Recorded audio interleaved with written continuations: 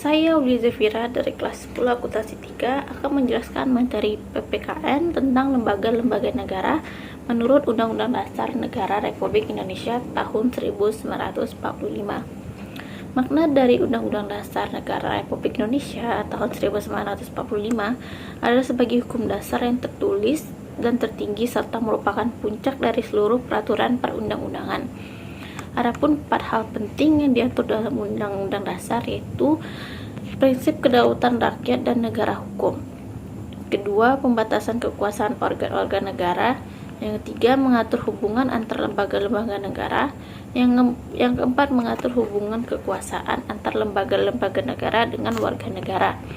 Adapun juga sejarah perjalanan Undang-Undang Dasar di Indonesia yaitu Undang-Undang Dasar 1945 yang berlaku dari 18 Agustus 1945 hingga 27 Desember 1949. Yang kedua ada Konstitusi RI Serikat tahun 1949 yang berlaku dari tanggal 27 Desember 1949 hingga 17 Agustus 1950.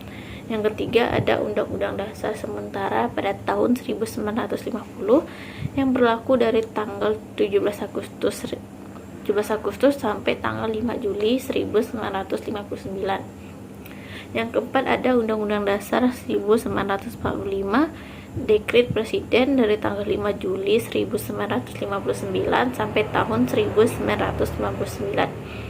Dan yang terakhir Undang-Undang Dasar Negara Republik Indonesia tahun 1945 hasil perubahan yaitu dari tahun 1999 hingga sekarang. Hasil sebelum perubahan Undang-Undang Dasar Negara Republik Indonesia tahun 1945 yaitu ada pembukaan batang tubuh yang diisi oleh 16 bab, 37 pasal, 49 ayat, 4 aturan peralihan dan 2 aturan tambahan. Dan yang terakhir ada penjelasan.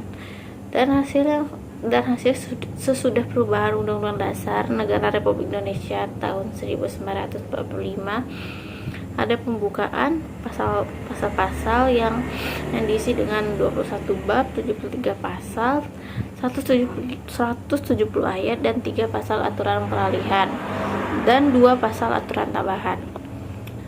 Dan kita masuk ke lembaga-lembaga negara Republik Indonesia. Yang pertama ada kekuasaan legislatif yaitu lembaga pembuat undang-undang. Ada 3 yaitu MPR, DPR dan DPD.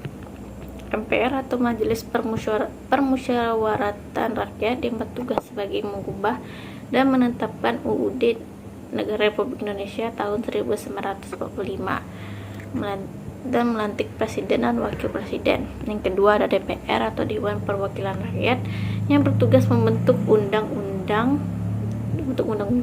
Yang kedua membahas dan memberikan persetujuan atau tidak persetujuan pada rancangan undang-undang tentang APBN yang diajukan oleh presiden. Dan yang ketiga juga bertugas mengawasi pelaksanaan undang-undang dan APBN. Dan yang ketiga ada DPD atau Dewan Perwakilan Daerah yang bertugas mengajukan rancangan undang-undang kepada DPR dan mengawasi pelaksanaan undang-undang. Selain kekuasaan legislatif, ada juga yang namanya kekuasaan eksekutif, yaitu lembaga yang menjalankan undang-undang. Adapun yang menjalankan undang-undang adalah presiden, wakil presiden, kabinet atau menteri, dan badan lembaga pemerintahan. Setelah itu ada yang namanya kekuasaan yudikatif yang terdiri dari Mahkamah Agung, Mahkamah Konstitusi, dan Komisi Yudisial. Sekian yang dapat saya sampaikan. Mohon maaf apabila ada salah kata. Saya Zefira pamit undur diri.